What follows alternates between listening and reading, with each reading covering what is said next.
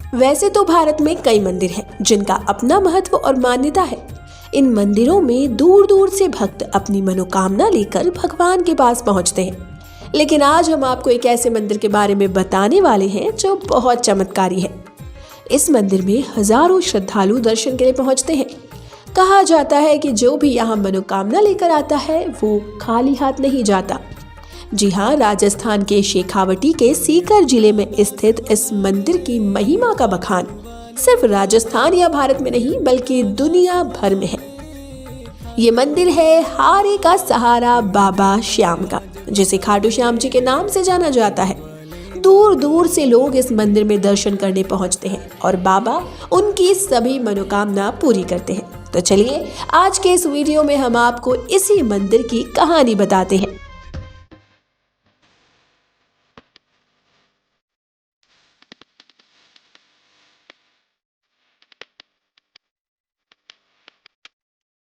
नमस्कार, स्वागत है आपका हमारे channel the stories of Bharat में, जहां हम आपको ले चलते हैं अनगिनत कहानियों के सफर पर।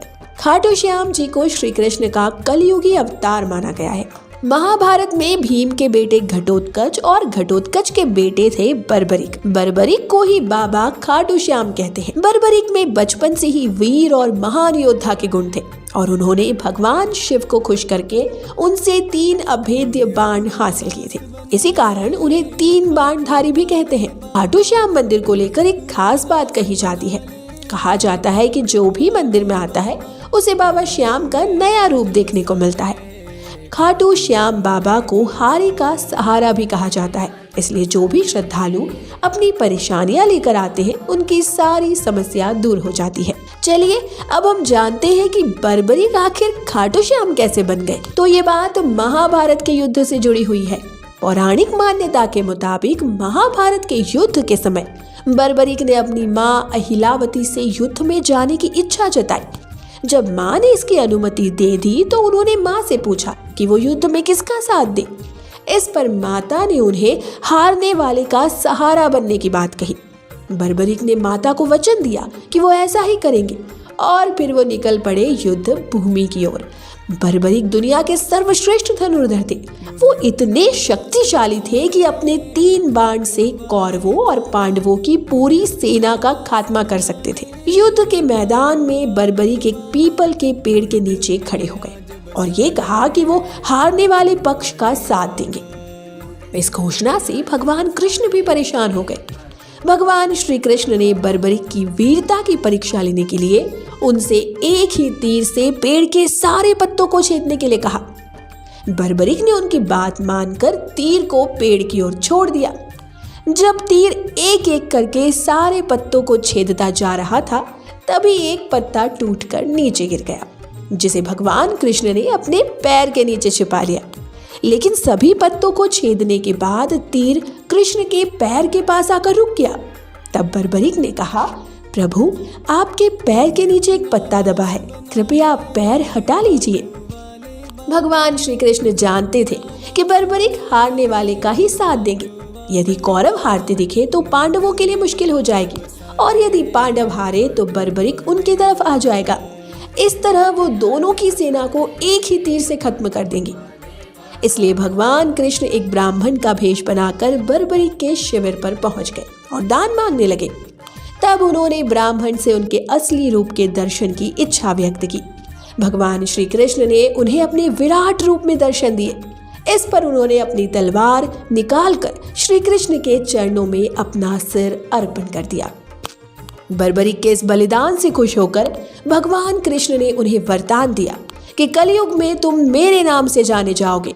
इसी कारण बर्बरिक को खाटू श्याम के नाम से जाना जाता है और उन्हें इसी नाम से पूजा जाता है। कहा जाता है कि जब जब दुनिया में खराब हालात होंगे खाटू भगवान भक्तों की मदद करेंगे। कहा जाता है कि महाभारत का युद्ध खत्म होते ही श्री कृष्ण ने बर्बरिक के शीश को रूपवती नदी में बहा दिया था, जिसके बाद ये खाटू गांव की जमीन में दफन हो गया। एक दिन वहां से एक गाय गुजरी, जहां गाय के थन से अपने आप ही दूध निकलना शुरू हो गया। ये देखकर गांव वाले हैरान हो गए और ये खबर खाटू के राजा तक पहुंच गई। खाटू के राजा जब वहां पहुंचे तो उन्हें याद आया कि उन्हें बीती रात सोते समय एक ऐसा ही सपना आया था। सपने में उन्हें श्री कृष्ण ने आदेश दिया था कि एक जगह पर जमीन में शीश दफन है, उस शीश को निकाल कर खाटू गांव में ही स्थापित कर मंदिर का निर्माण करवाए। जिसके बाद खाटू के राजा ने उस जगह की खुदाई करने का आदेश दिया और वहां जमीन से शीश निकलते ही राजा ने उस शीश को खाटू में ही एक जगह पर स्थापित कर मंदिर का निर्माण करा दिया।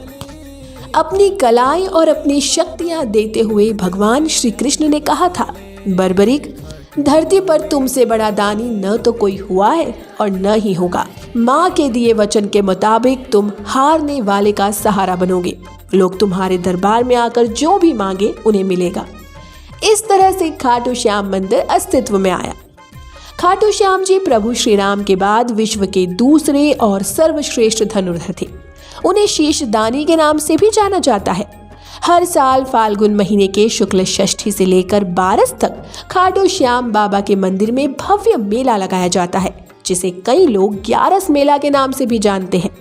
आज ये मंदिर इतना प्रसिद्ध हो चुका है कि यहाँ हर दिन हजारों भक्त खाटू श्याम जी के दर्शन करने पहुँचते हैं।